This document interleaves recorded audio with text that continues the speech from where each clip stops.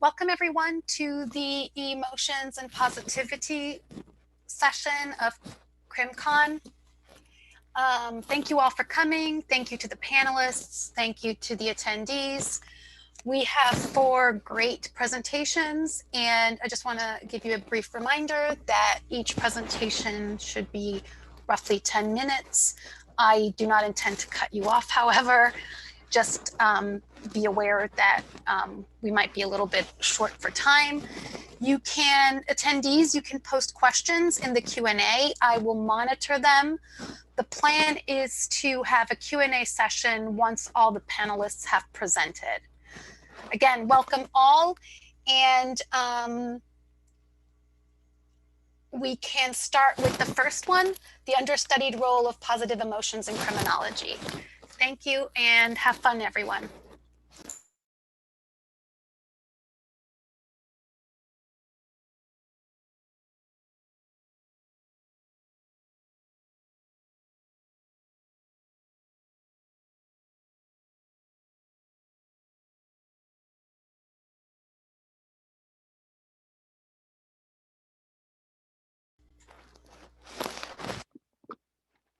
Do you ladies need help setting up the presentation?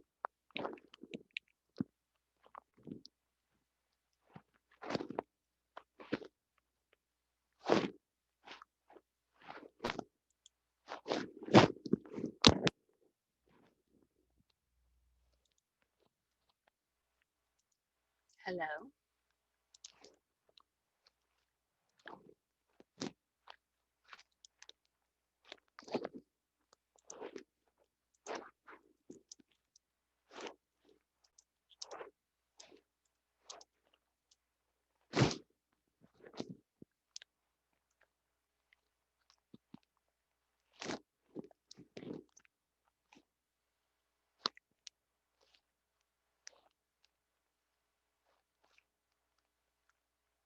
Okay, so I'm not quite sure what's happening. We have the first panel, the understudied role of positive emotions in criminology, happiness, self-control, and youth crime.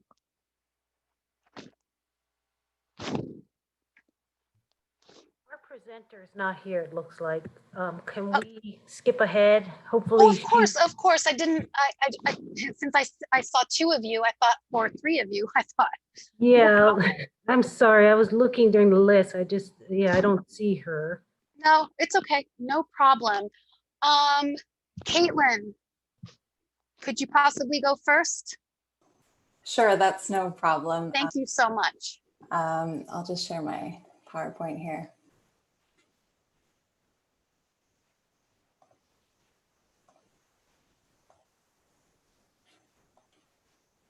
All right, can you see that? I'll assume that's a yes. Perfect. Okay, cool. Hi, everyone. Thank you for coming. My name is Katie Quinn, and today I'd like to present a chapter of my dissertation research, which is admittedly not about emotions or positivity, so I hope that that's all right. The paper is titled "A Field of Wanting to Help, Expert Interventions and Advocacy in Canadian Criminal Justice." So in broad strokes, this paper seeks to understand how individuals, groups, and organizations make decisions about how to help criminalized individuals. So taking action to address criminal justice social problems means grappling with intersecting and overlapping social structures, for example, patriarchy, racism, colonialism, class-based oppression, and others that have existed for hundreds, if not thousands of years. And given limited capacity and resources, social welfare interventions will inevitably be partial. So helping in one way is invariably at the expense of helping in other ways, at least at the individual level. Amidst all this complexity, however, for those that aim to help, this means making decisions about taking action. So that said, the existing literature provides very few clues about how diverse actors seek to help criminalized individuals, how they seek to intervene in the problems impacting them, and the forms of expertise they draw on to make decisions about what to do or how to help. So addressing this gap, this paper investigates the nature and currency of ideas that circulate about helping criminalized individuals. And empirically, this investigation spans three moments, if you will, that have at different times and scales been defined as crises in Canadian criminal justice. So we have women's imprisonment, the mass incarceration of Indigenous peoples, and the COVID-19 pandemic's impact in prison. And across these crises and at times when action is urgently needed, this paper asks who is looked to for expert guidance, why, and what do they say about what should be done? And so in asking this question, this paper seeks to offer insight into how criminal justice crises are comprehended as social problems and how certain responses and or interventions take shape collectively. So this paper draws on Bourdieu's field theory as both its unit of analysis and its theoretical model. And the underlying purpose of this framework is to describe how power dynamics and social struggles operate amongst actors with different kinds and amounts of resources or capital. So in this case, the struggle is over who and what kinds of interventions are legitimately helping criminalized individuals amidst each respective crisis. So by prioritizing how ideas and expertise move across these crises, my analysis seeks to shift focus away from the individual characteristics and contextual details of helping in particular times and places, and instead conceptualize the overarching logic of this domain as a field of wanting to help. So the data I rely on include video footage archived online from events, conferences, and fundraisers, and documents from voluntary organizations and civic or advocacy associations' public websites. The geographic spread of the organizations and groups represented in my sample are plotted on this map here of Canada.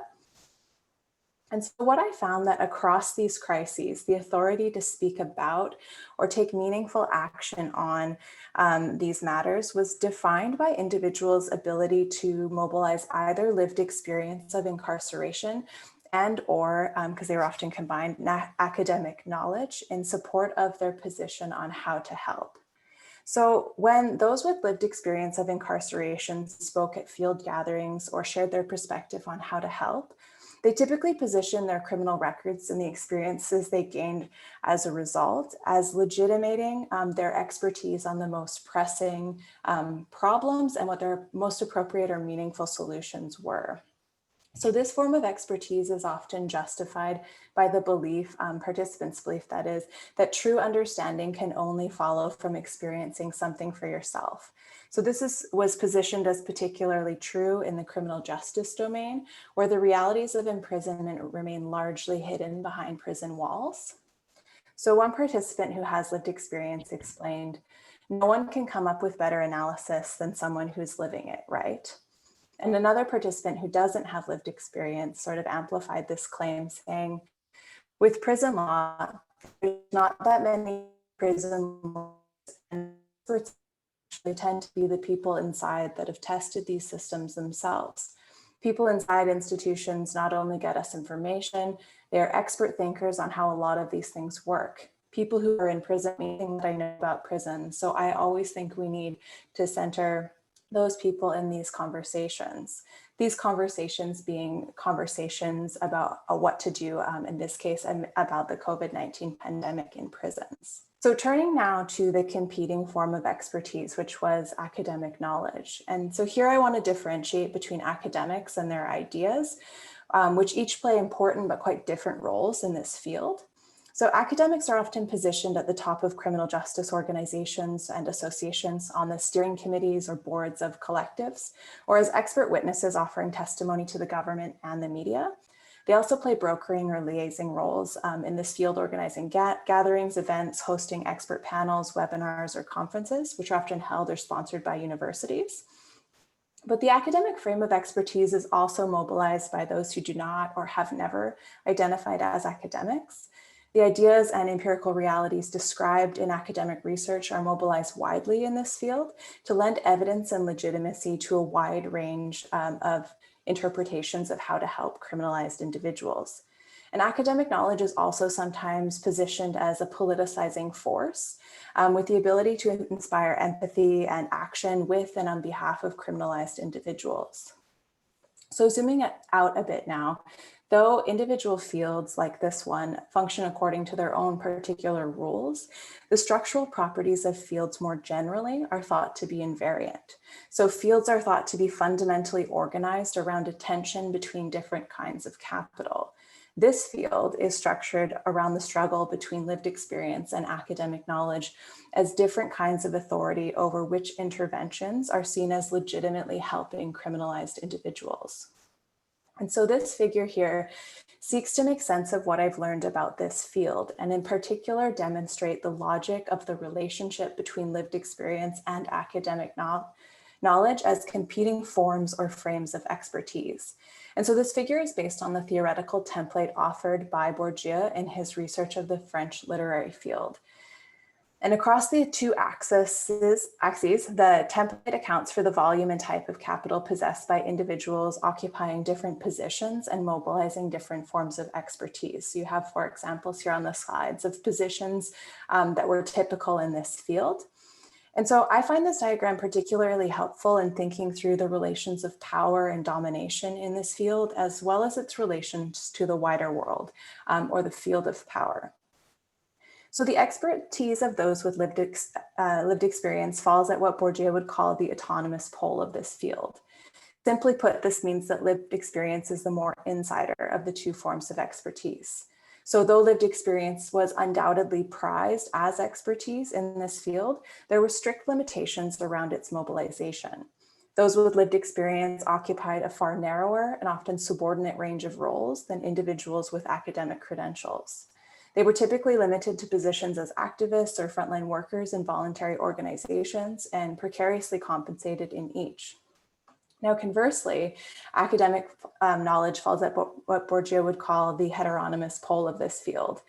So rather than primarily serving field insider purposes, academic knowledge is highly transposable across domains and can be readily mobilized to serve demands external to this field. So academics and those relying on academic knowledge can move and circulate across fields as experts with more ease and status than those relying on lived experience. So why does this matter? This matters because the logic of this field is tied to its outcomes. The forms of expertise prized in this field and the relations of power between them have been shown by other scholars to have the power to significantly transform penal and social policy, modify laws and legal processes, and change the lives of criminalized individuals. Standing alongside these conversations about outcomes, this paper's primary contribution is uncovering the underlying structure of these diverse efforts, so discerning the logic of how and why particular styles or strategies of helping gain traction in this field. Thank you.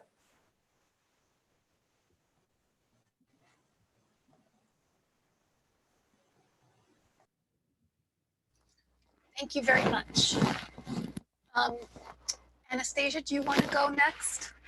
Yes, thank you. I apologize for being a little later. I mixed up the time zone. I recently moved from one time zone to another, so I'm sorry about that.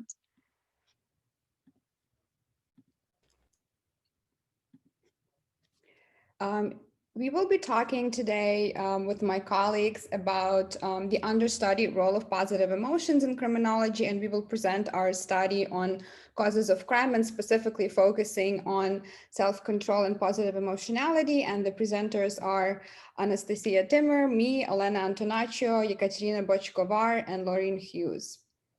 As you can see by these news headlines, youth crime continues to be a problem, and we see more and more countries talking about their criminal behavior of their young people, including the United States, and it's been on the rise and it's been high. And as you know, in criminology, that crime is the highest among teenagers. So it is still a lot to explore and understand to better address youth criminality.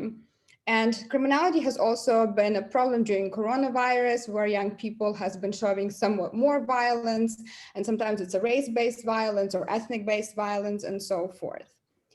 In criminology, self-control theory continues to be one of the most popular theories of crime, which basically argues that people develop a certain personality characteristic by the ages 8 to 10, which defines their ability to control themselves, their ability to engage in risks or to control their emotions and so forth. And there has been a lot of criminological research that shows that people who have high self-control are consistently less likely to engage in criminal behavior, which is true among people from different social groups, different age groups, as well as people in different countries. And indeed, young people with low self-control commit more crime across several social contexts. However, we were wondering if this robust relationship that the criminological research was showing can be affected by anything else. Is there something that can decrease the effect of self-control on crime? Or is there something that can increase the protective effect of self-control on crime and so forth? And we were particularly interested in how different types of emotions shape criminality and what role these emotions can have on the relationship between self-control and crime. And in criminology, the primary focus has been on negative emotions. And if you remember, general strain theory argues that people who experience stressful life events, they're more likely to be angry, experience anger, or some other forms of negative emotions, such as frustration, which will lead them to engage in criminal behavior eventually. So the effect of positive emotions was really widespread in criminology. However, in criminological literature, there is a neglect of positive emotions, such as happiness, love, passion, or any other emotions of this kind. So criminological research hasn't been paying much attention to these types of emotions. So in our study, we were interested to actually see what roles can these positive emotions play in criminal behavior, particularly among such vulnerable group as young people. And we specifically focused on the role of both self-control as a personality trait, as a cognitive characteristic, and positive emotions. And the particular aspect of our research is that we focus on young people in the 21st century using recently collected data, because most of the studies that have been done usually use data that is from 1990s, which might not reflect exactly what's going on with youth right now. So we were interested in how first traditional theories like self-control hold in the contemporary sample, as well as how emotions can play a role as well. So data were collected in 3 major US areas: Miami area, in Florida, in Boston, and in Denver. And overall, the sample was over 2,000 middle and high school students that we were able to obtain. So the factors of interest were first self-control, and we use an established scale that asks about different aspects of personality that can measure self-control. The second one is positive emotionality, and we measured it by the level of happiness, basically asking people how happy they are. And we're interested in youth crime, and it was a scale that included various types of crimes, including violence, property crime, and cybercrime. And we particularly used projections of criminal behavior to establish a better causal order, which is also an established measure in criminology. So what did we find?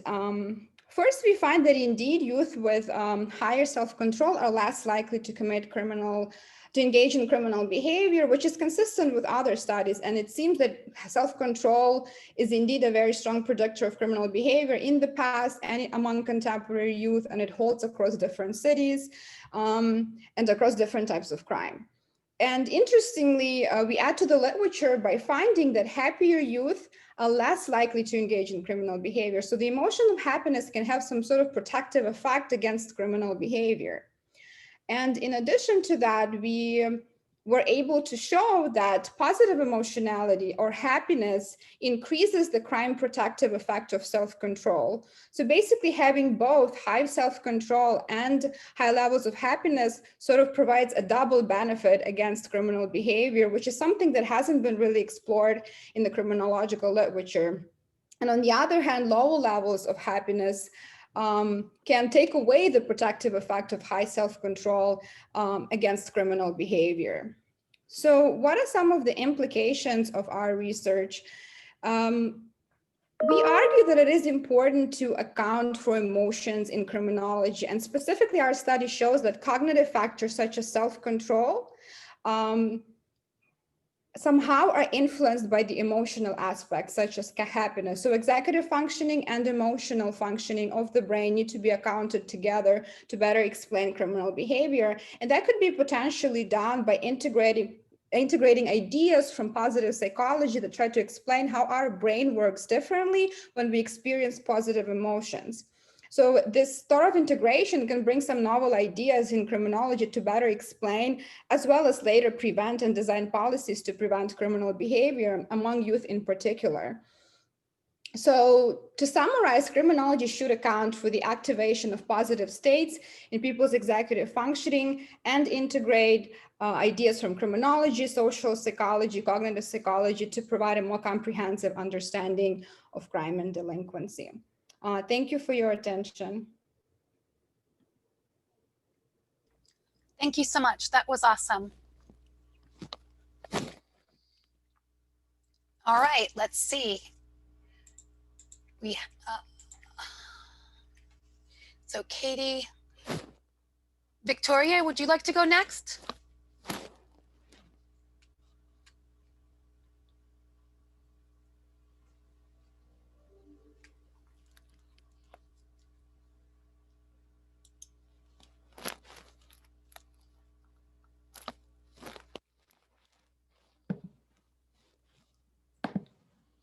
Perfect. Take it away, Victoria. Okay.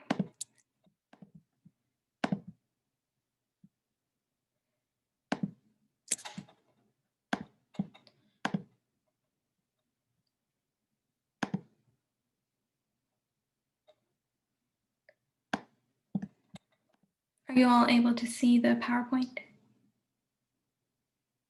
Yes, looks great. Okay. My name is Victoria Inzana, and my research project is about performance art programs and prosocial identity formation. There are currently 2.3 million people held in criminal justice confinement. This increase in correctional supervision has not been met with an increase in funding or support for reentry programs, making these millions of individuals unequipped for the reentry process. An important type of program to consider is artistic reentry programs. Artistic reentry programs overcome the challenges of traditional programming, such as low literacy rates or requiring individuals to discuss trauma in a group setting. For example, discussing trauma may make participants vulnerable to victimization from others, yet art programs allow individuals to work through their trauma without becoming vulnerable towards victimization and also provide a socially acceptable means of expression. Previous research on art programming can be separated into two categories: art in prison and art in the reentry process. Art programming in prison performed by art therapists have determined that art therapy can reduce depression and aggressive behavior and increase socialization and problem-solving abilities. The previous literature on art programs in reentry consists of few studies. These 3 studies compare recidivism rates between a control group and a treatment group who received art programming. There are some limitations to these quantitative studies, but they indicate that there is a positive effect of art programs. However, none of these studies have explored why art programs have a good effect on those who participate in them. Most of the previous literature in arts programming measures desistance using primary desistance, or the actual reduction in offending. The current means of evaluating desistance does not take into account the soft effects of secondary desistance. Secondary desistance is defined as changes in self-perception that function to challenge and disrupt offending behavior. The effects of secondary desistance can include a commitment to learning, empathy, self-regulation, and social skills. This study aims to understand secondary desistance in relation to a reentry population involved with performance art programs. The overall goal of this project was to understand why art programming has a positive effect on those who participate in them. The general research question of this project was originally, how do art programs inspire the soft effects of desistance?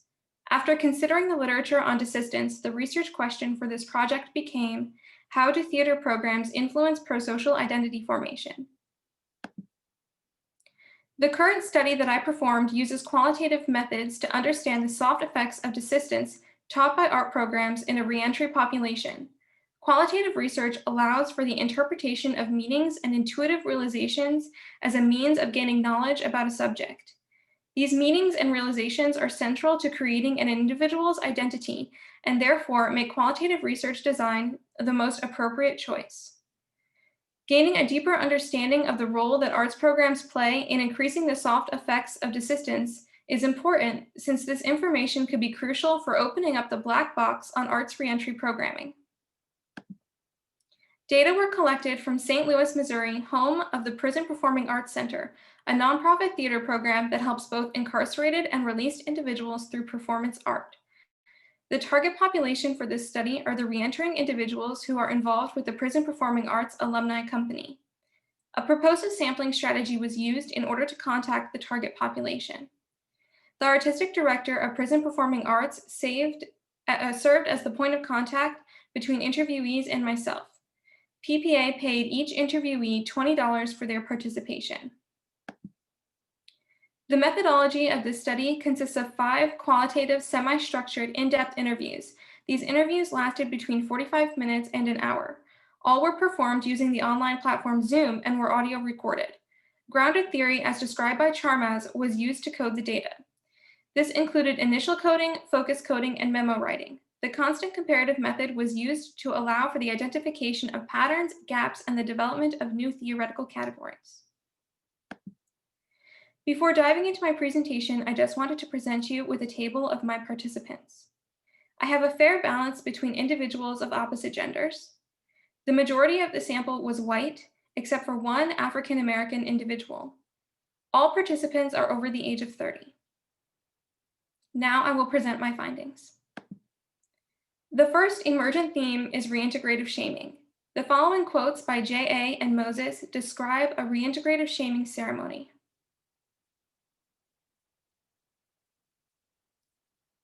According to Braithwaite, this ceremony of forgiveness decertifies the offender as deviant and stops deviance from becoming a master status for the offender. When considering work on Goffman as well, these shaming rituals produce a reduction of stigma toward the offender. This preservation of an essentially good identity may contribute to the desistance process of the offender.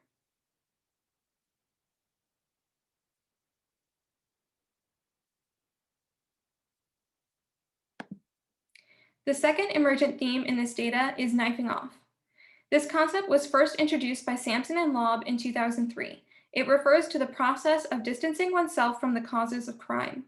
In this research, this concept refers to distancing oneself from a previous criminal identity. The quotes evidence this distancing.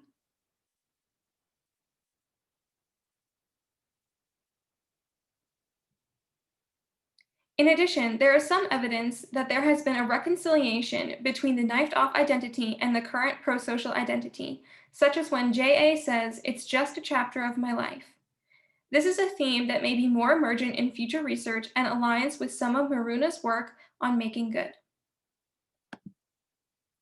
The final emergent theme is the adoption of a prosocial identity. In both of the quotes shown, the participants no longer identify themselves in association with their crimes.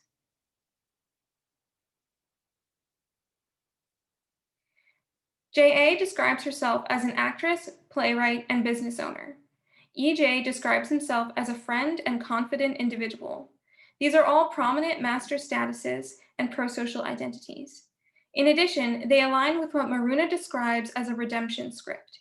He opposes the idea that knifing off actually happens in order to turn this past identity into something positive using a form of tragic optimism. He claims the power of narratives help reconcile past action and form future behavior, and so even the most shameful past can be put to use as a sort of moral tale to help guide others in the right direction, and that by doing this, the former deviant becomes a wounded healer and role models for others. While this data provides some support for Maruna's research, there is not enough evidence to completely toss aside the idea that knifing off is not occurring. Finally, the data include a single alternative case. Harry consistently claimed that he was wrongfully convicted and therefore made it a point not to change while he was in prison. However, despite his lack of personal change himself, he was able to note certain processes happening to others he knew in prison, like the reintegrative shaming ritual he describes in this quote.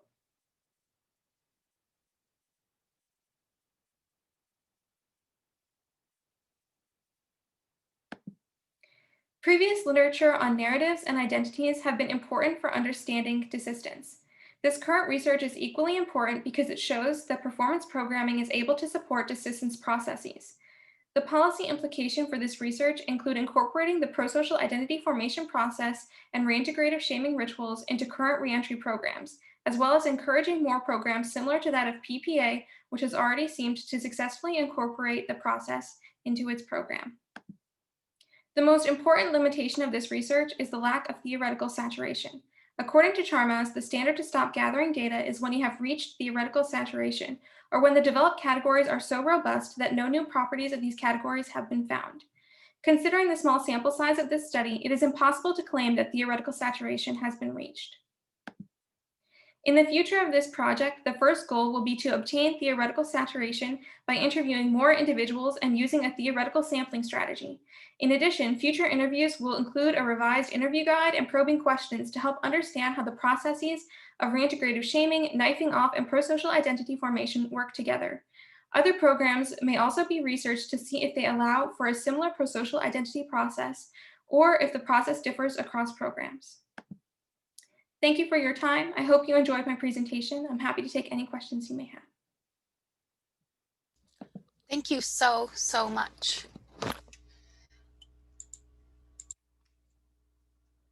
Okay, we have one more presentation scheduled, but I do not see Martine and Jerome. I do not see them.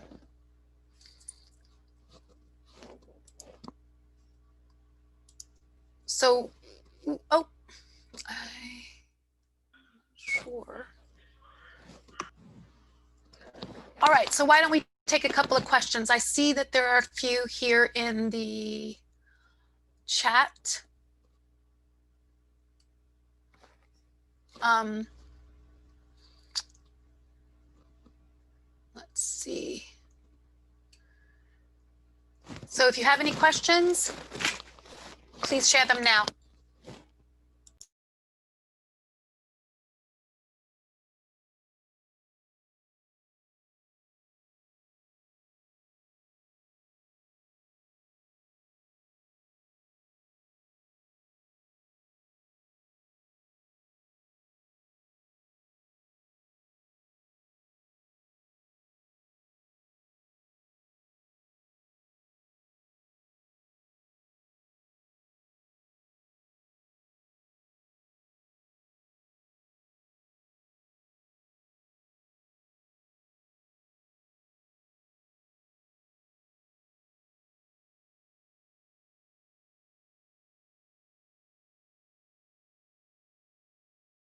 Any questions?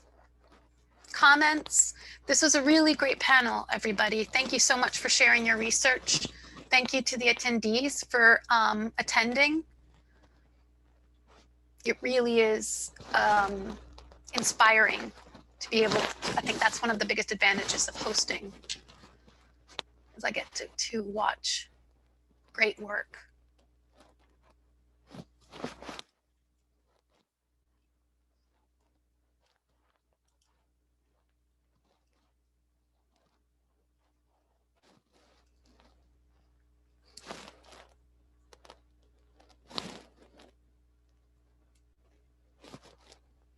Thank you so much, Victoria.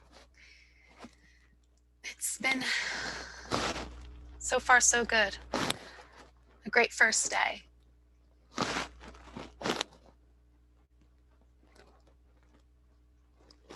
Well, thank you for everyone. Thank you to everyone, and thank you on behalf of all of the CrimCon board. We're really grateful that all of you and so many of you participated and have been attending the sessions. This has been great.